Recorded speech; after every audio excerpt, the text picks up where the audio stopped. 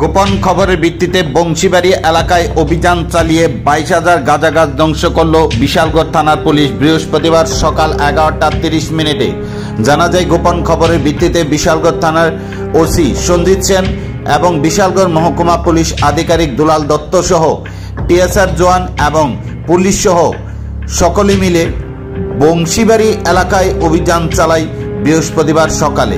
এই দিনে সকাল থেকে টানা প্রবল বর্ষণের ফলে বংশীবাড়ি এলাকায় সকাল 11:30 থেকে দুপুর 2টা পর্যন্ত 22,000 গাঁজা গাছ ধ্বংস করে বিশালগড় থানার পুলিশ। আগামী দিনেও বিশালগড় থানা পুলিশের এই অভিযান জারি থাকবে।